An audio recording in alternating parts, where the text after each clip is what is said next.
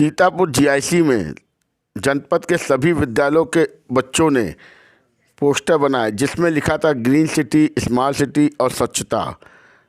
Green city smart city को लेकर जिला अधिकारी महोदय पहुंचे जीआईसी, जहां पर बच्चों के बैनर देख के बहुत खुश हुए और बच्चों की प्रशंसा की।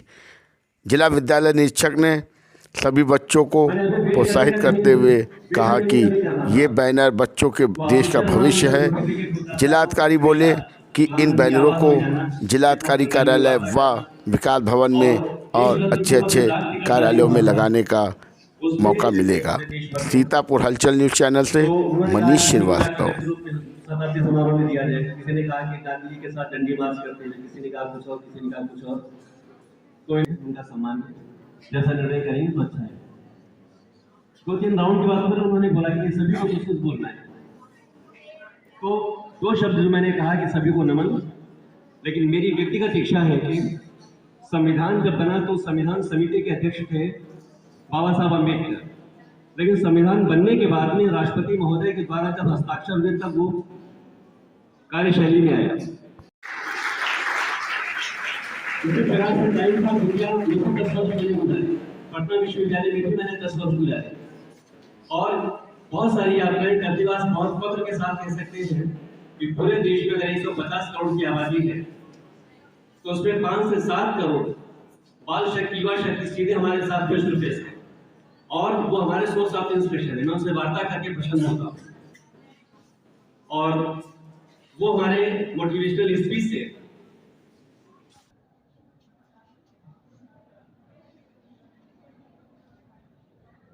तो हजारीबाग में उनके पिता ने सरकारी स्कूल बनवाया जो करीब 25-30 किलोमीटर से एरिया में नहीं था।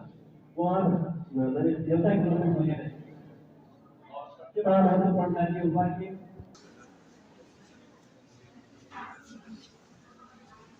मेरे छोटे भाई जैसे तो मैंने कहा कि आप IAS IPS बनाने का एक दायित्व निर्वाह करें और उसके बाद उन्हें ये मेरी दृष्टि में यहाँ के छात्र और आने वाले समय में इन बच्चों के माध्यम से संस्थान सारी विश्व के मंच पर करना स्थापित करेगा। मैं बाल विवाहों के सम्मान में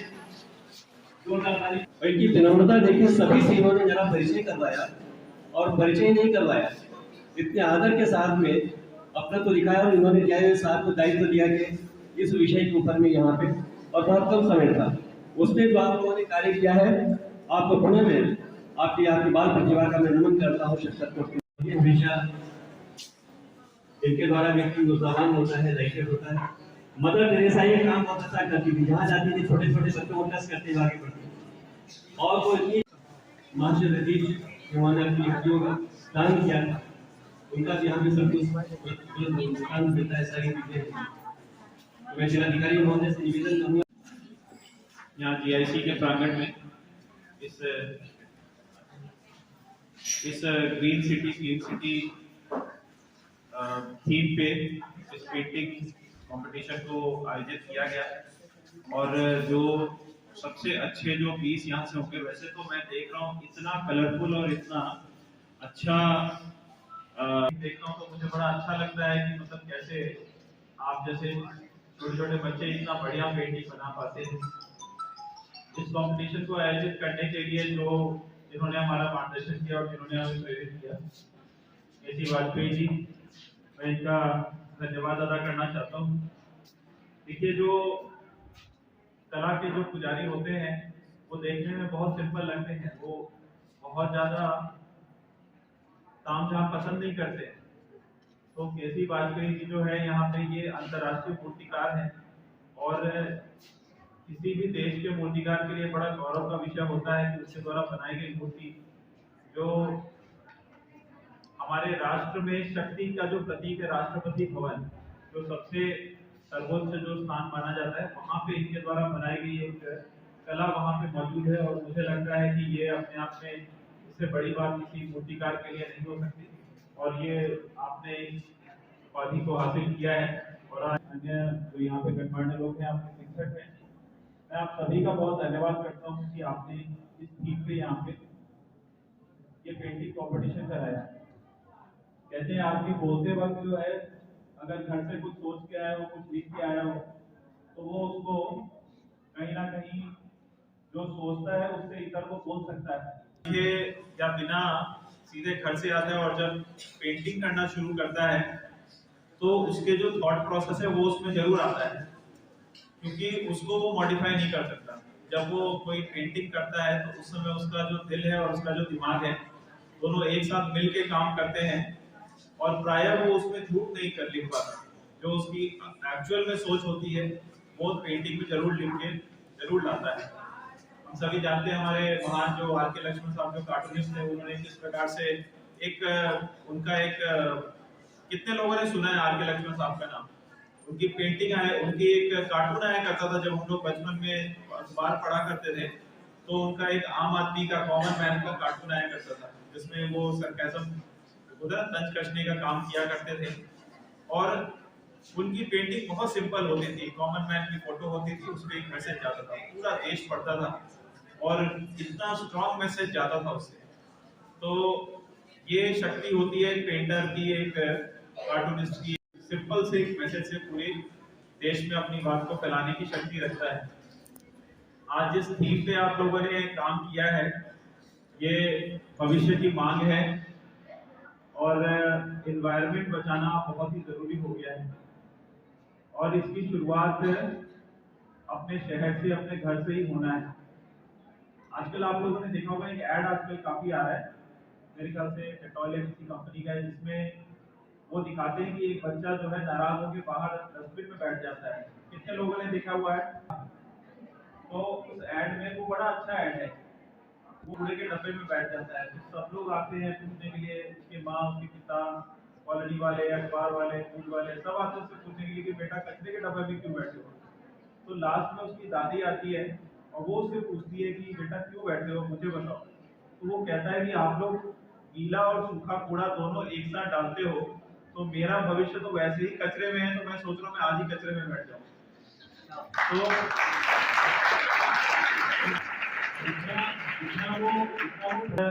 देखिए, गीला और सूखा कूड़ा को अलग करने की जो कोशिश है वो हमारे कई ऐसे जो शहर हैं जो अभी सफाई में टॉप पे चल रहे हैं। जैसे आप इंदौर ले लीजिए, आप पुणे ले लीजिए, ये पिछले 6 साल से 7 साल से सफाई के मानक में जो हमारे सरकार द्वारा, माननीय प्रधानमंत्री मोदी जी द्वारा जो स्वच्छता सर्वेक्षण अभियान जो चलाया जाता है उसमें ये शहर हमेशा पहले आते हैं। और इन शहर और हमारे में क्या अंतर है?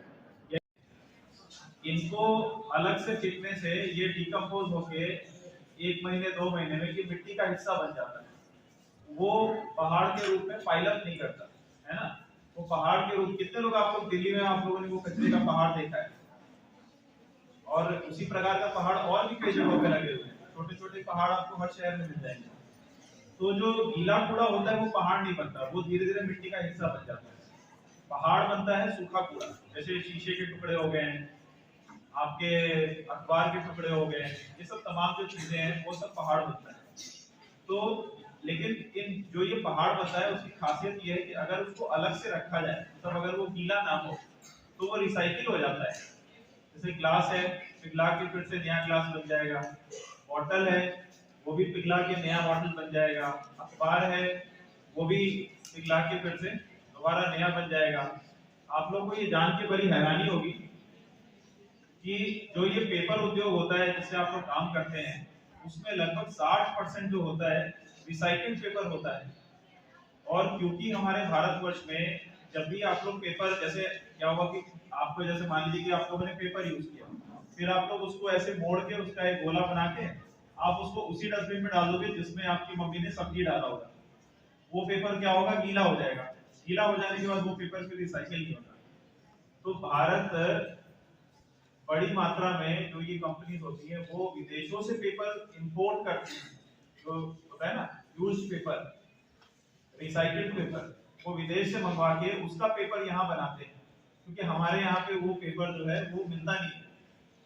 तो जहाँ पे ये गीला और सूखा कूड़ा अलग अलग फेंकते हैं, इन शहरों में बड़ी बड़ी कंपनीज आ रही है ये कूड़े खरीदने के लिए।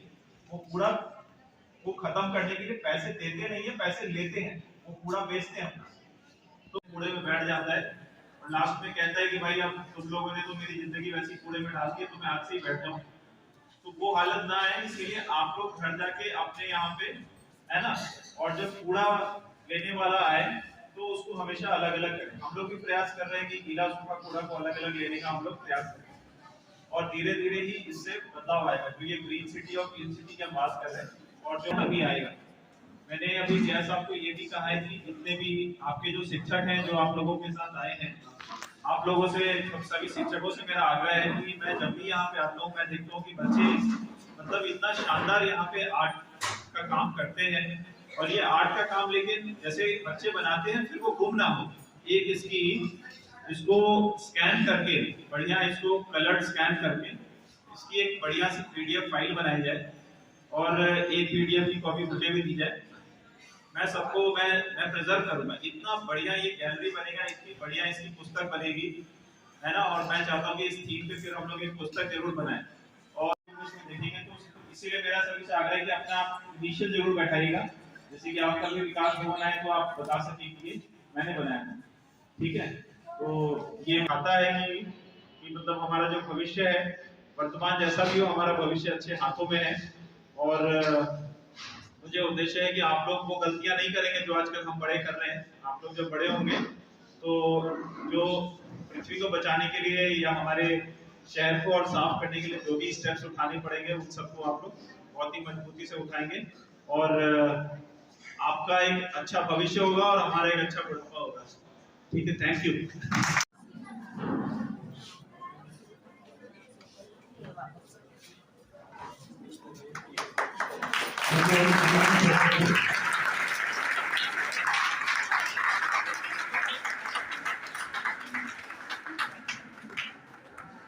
के रूप में हमारे आदरणीय जिलाधिकारी महोदय, विशिष्ट अतिथि अंतर्राष्ट्रीय मूर्तिकार श्री केसी वाजपेयी सर, और समाज सेवी सर, और हमारे प्रधानाचार्य डॉक्टर नरेश सिंह और केपी सिंह सर, और अन्य गणमान्य अतिथिगण। सर ने हमसे 100 बच्चों के लिए कहा था कि कम से कम 100 पोस्टर्स होने चाहिए, और ये देख के हम खुश रह गए कि इतनी कड़ाके की ठंड में लगभग 250 बच्चे आ चुके हैं, और बाहर हमें व्यवस्था करनी पड़ी है। तो एक बार छात्र आप लोग बच्चे अपने लिए ताजा हो जाइए। समाज से जो है उन्होंने आपको ट्रेन किया, और ये उनका हम डिजिटल कलरफुल जो हम उसको स्कैन कराएंगे, पीडीएफ बनाएंगे, और 20 जो टॉप होंगे वो लखनऊ जाएंगे, और उसके बाद कलेक्ट्रेट और बाकी जगहों पे जाएंगे। उसके बाद भी 10 इससे लेकर 20 तक जो आपकी पेंटिंग रहेंगी, उनका हम स्कैन करा के, ये जो आपको ये दिख रहा हॉल, अगली बार अगर आप कभी आएंगे तो हो सकता है महीने के अंदर आपकी पेंटिंग इस हॉल में भी मिले। तो एक आप लोग अपने लिए भी तालियां बजाएंगे, और हम सारे जो छात्र हैं उनसे ये एक बार निवेदन करेंगे कि अपनी जो पेंटिंग है, सर ने कहा इनिशियल, तो आप उस पर अपना साइन कर दीजिएगा, अपना नाम, क्लास का नाम ये कर दीजिएगा, ताकि कभी भी आप कलेक्ट्रेट या विकास भवन जाए या यहाँ पर आए तो आपको गर्व हो कि हाँ आपकी बनाई हुई इतनी अच्छी पेंटिंग यहाँ इस विद्यालय की या कलेक्ट्रेट की सबकी शान बढ़ा रही है। और सर के पास बहुत कम समय है, सर को संक्षिप्त कार्यक्रम में भी सर ने समय दिया, उसके लिए सर का बहुत बहुत आभार।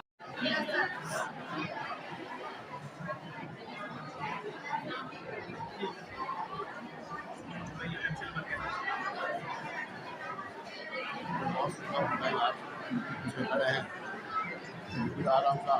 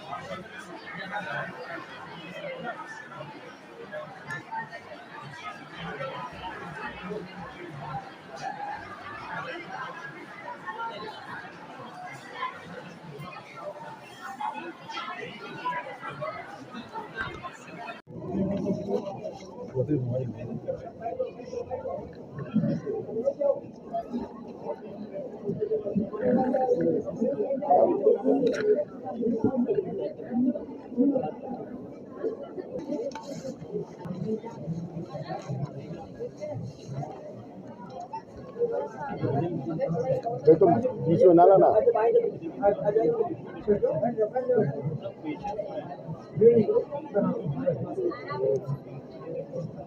बेटा, जो आज आपने पोस्टर बनाया था किस आधार पर बनाया था और कहाँ पर लगाया उसको दिखाया? हमने क्लीन सिटी पे बनाया था।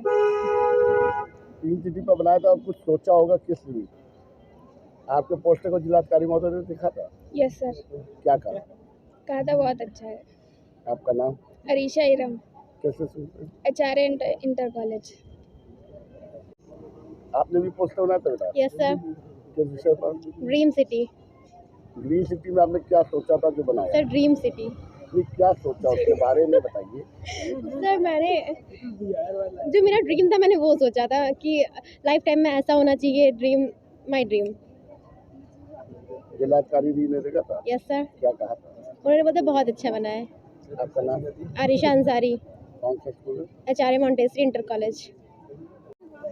आज आपने पोस्टर बनाया था, जी किस आधार पर बनाया जी था? हमने ड्रीम सिटी पे बनाया था और उसमें मैंने डाला क्योंकि मेरे पास सारे टॉपिक थे। हमने क्योंकि अगर ड्रीम बनाएंगे तो इसमें क्लीनिनेस भी होनी चाहिए और जब क्लीनिनेस होगी तो हमारा सिटी तो ग्रीन होगा ही और इसी से हमारा सिटी स्मार्ट बनेगा और यही हमारा सपना है कि हमारी सिटी स्मार्ट बने और क्लीन और ग्रीन रहे। जिलाधिकारी महोदय ने आपका देखा था? जी देखा था। पोस्टर देखा था? जी क्या कहा? सर उन्होंने बोला था बहुत अच्छा बना है।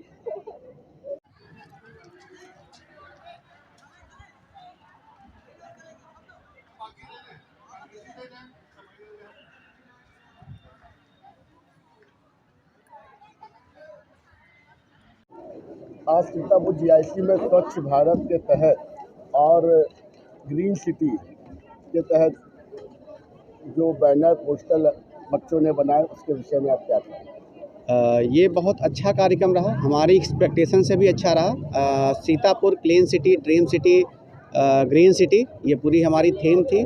इस पे बच्चों को पोस्टर प्रदर्शनी के लिए आमंत्रित किया गया था। लगभग 400 से ऊपर बच्चों ने इसमें प्रतिभाग किया और बहुत अच्छी और बहुत उम्दा इनके पोस्टर्स हमें मिले हैं, जिनको हम सेलेक्ट करेंगे। सारे पोस्टर्स को डिजिटली हम लोग संरक्षित करेंगे और जो अच्छे होंगे, जो टॉप 20 हैं, उनको हम फ्रेम करा के जो ज़िले के विभिन्न भवन हैं, सरकारी भवन है, वहाँ पे लगाए जाएंगे। हमारा जो हॉस्टल है यहाँ पे, और कुछ बच्चों की जो टॉप 10 या टॉप 20 होंगे उन्हें हम मंडल स्तर पे जो प्रतियोगिता होने वाली है, आयोजित होने वाली है, वहाँ पर बच्चे जाएंगे। कमिश्नर मैडम उन्हें खुद पुरस्कृत करेंगे। जिलाधिकारी महोदय ने कहा है कि इसको विकास भवन जिलाधिकारी कार्यालय में भी लगाया जाएगा। जी, इसीलिए तो जो टॉप 20 या टॉप 30 रहेंगे, बहुत अच्छे हैं, उनको हम सिलेक्ट करेंगे, उनकी फ्रेमिंग कराएंगे और जो सरकारी भवन है, कलेक्ट्रेट है या विकास भवन है, वहाँ की गलियारों में, गैलरीज में इनका प्रदर्शन किया जाएगा, ताकि लोग देख सकें कि हमारे ज़िले के बच्चे भी कितने क्रिएटिव हैं, कितना अच्छा अपने ज़िले के बारे में, अपने शहर के बारे में, अपने समाज के बारे में और अपने देश के बारे में सोचते हैं। धन्यवाद।